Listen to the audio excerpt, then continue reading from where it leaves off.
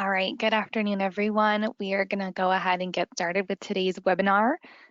Just as a few housekeeping items, this webinar is going to be recorded and it will be sent to you at the end of the presentation, so you do have a copy of it.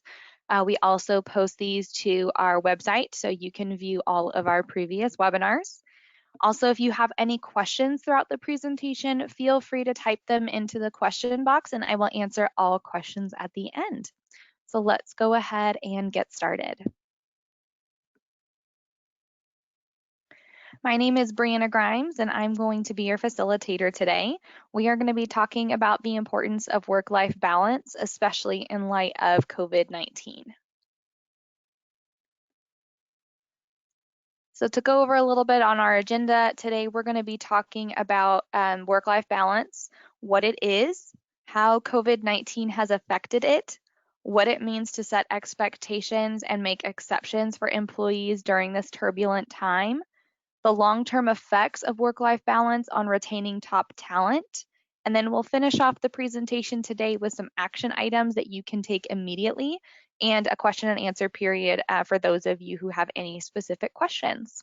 So let's go ahead and get started. So what is the technical definition of work-life balance? Well, it is the balance that a working individual needs between time allocated for work and other aspects of life. Now notice that it focuses on the individual and it doesn't talk about family units here. So there's no caveat that says, if one parent stays home, then they don't need as much work-life balance because they've got it taken care of. Or if grandparents live at the home and take care of the kids and they can work more. The concept of work-life balance is really that it's 100% customized to each individual employee's needs. And as employers and managers, it's a part of our job to figure out what work-life balance is attainable within our specific workforce in our industries.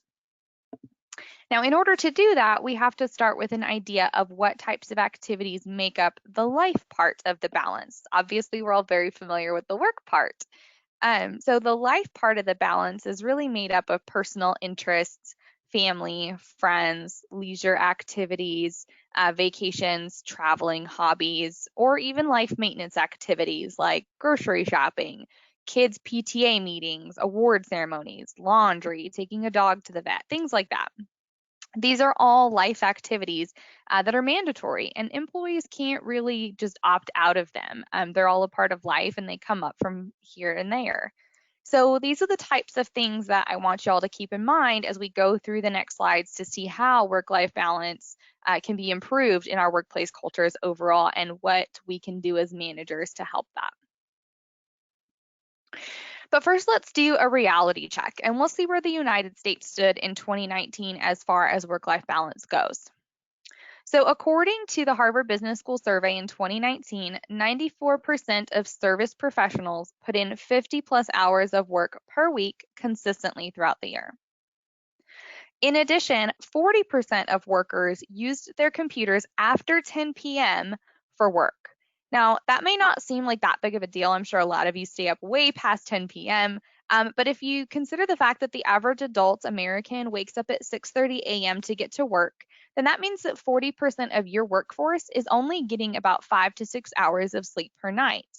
And adults need, on average, 7 to 9 hours of sleep per night to function properly and to avoid any issues with communication, memory recall, and cognitive abilities. So essentially, 40% of your workforce could potentially have issues with communication, memory recall, and cognitive abilities, all things that we need in the workplace.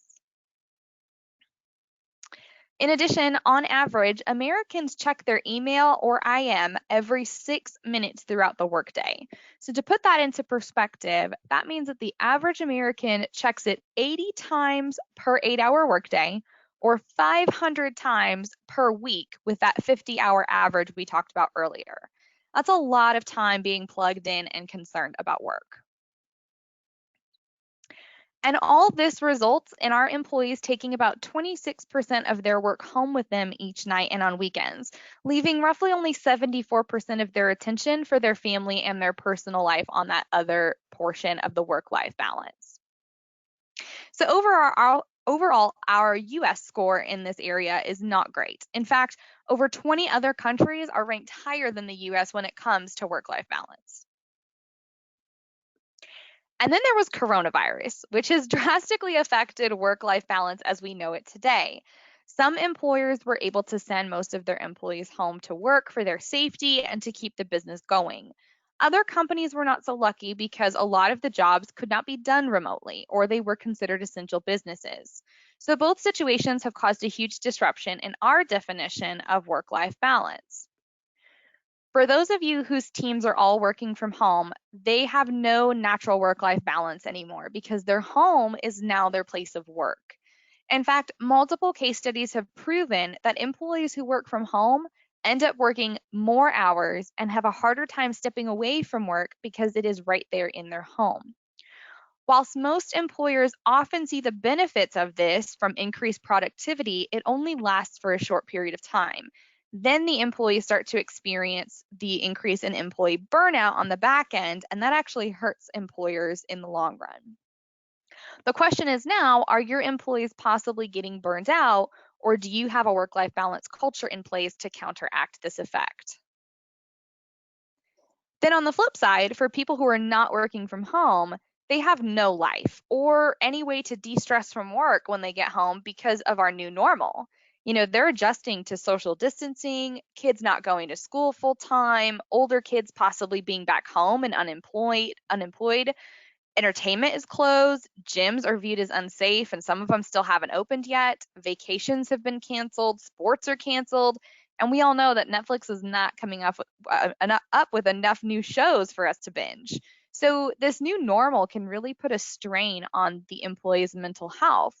And 2020 has a little bit of everything going on depending on where you live, and employees really have nothing to look forward to or anything to use as a decompressor from work and now financial stress. So the question that we as managers have to prepare ourselves for is, what is 2020 doing to our workforce's mental health? And by extension, what is that going to do to our bottom line and our productivity?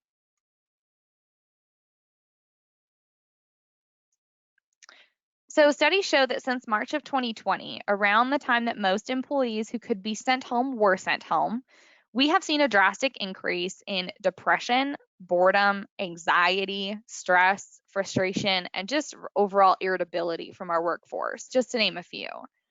Part of having a good work culture and encouraging work life balance means taking care of our employees and allowing for flexibility and adjustments due to circumstances.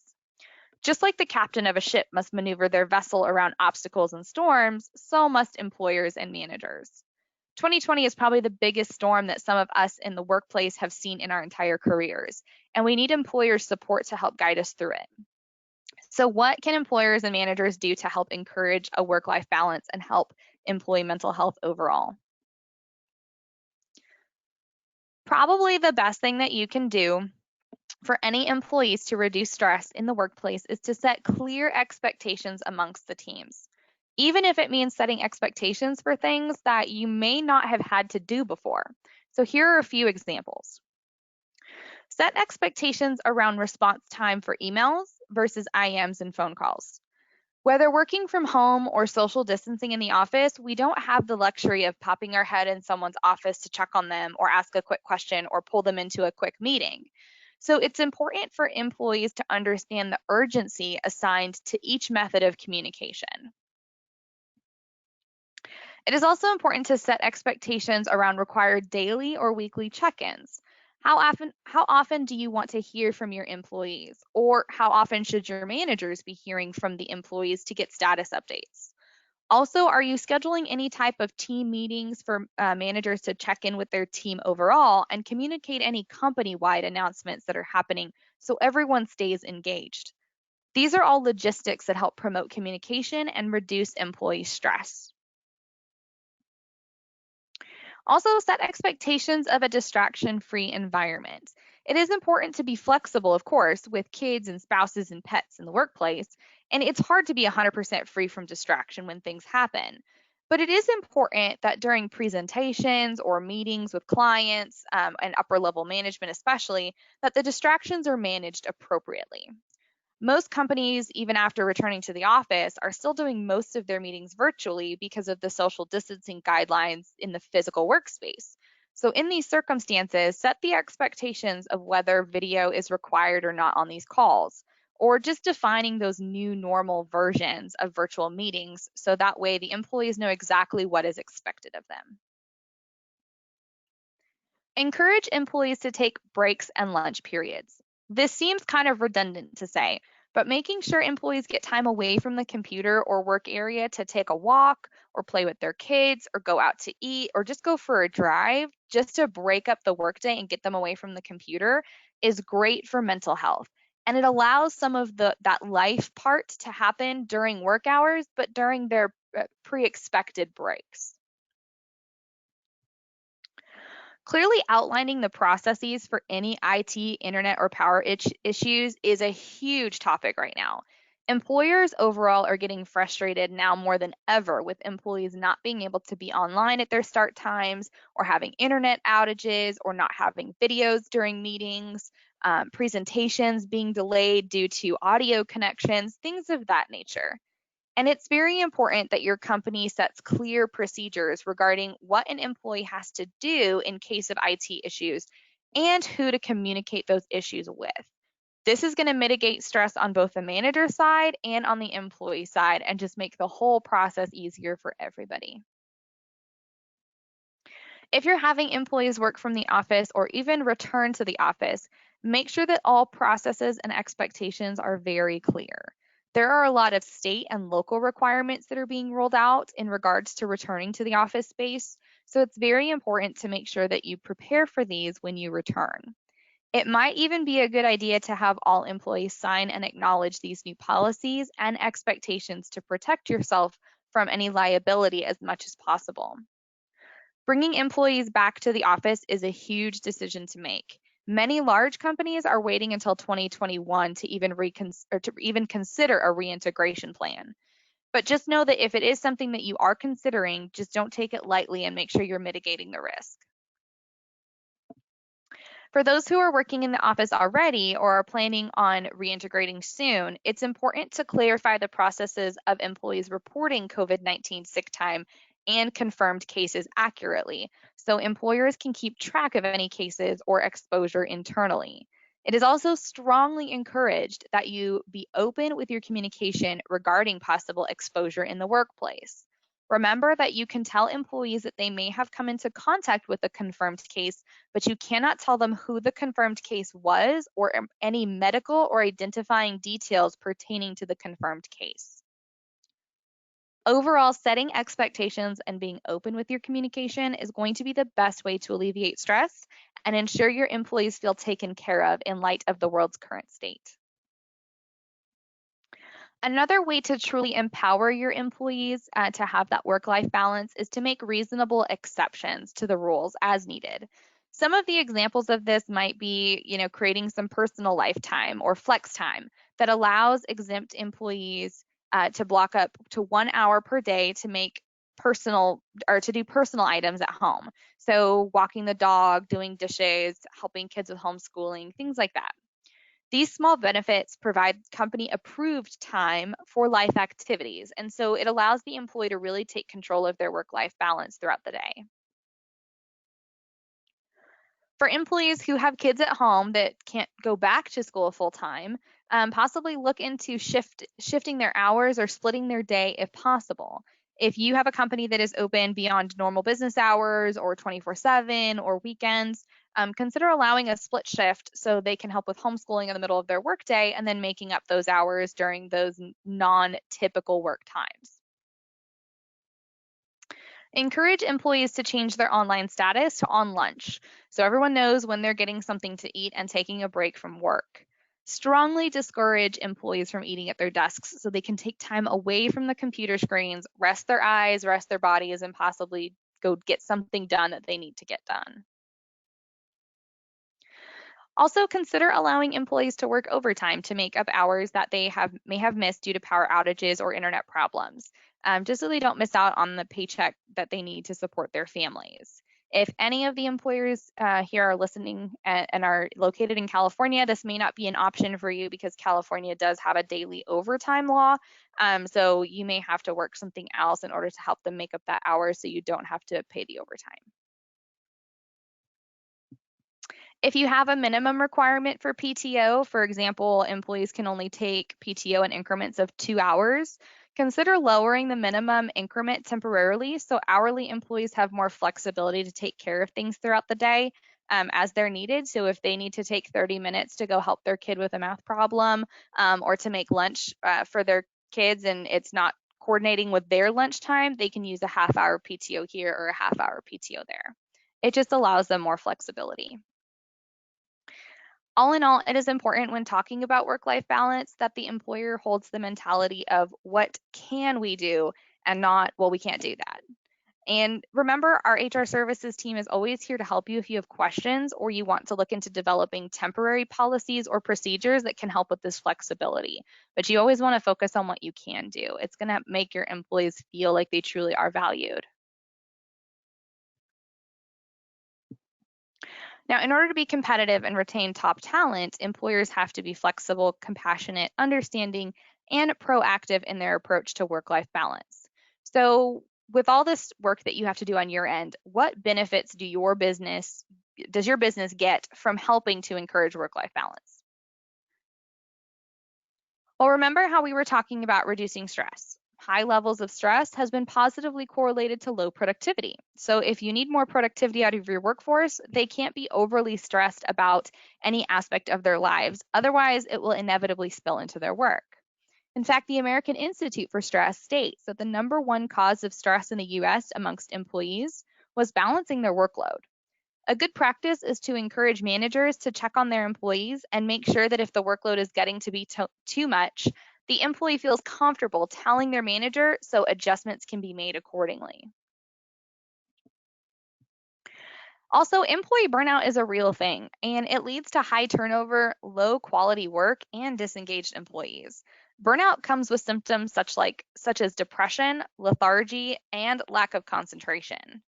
Employees with a better work life balance are drastically less likely to burn out. In fact, most of the new generation that's entering the workforce today would take a pay cut in order to have more work life balance and flexibility to spend time on experiences and things in their personal life. And we all know the costs of health are going up. Every year when you re-enroll for benefits, the cost seems to only rise.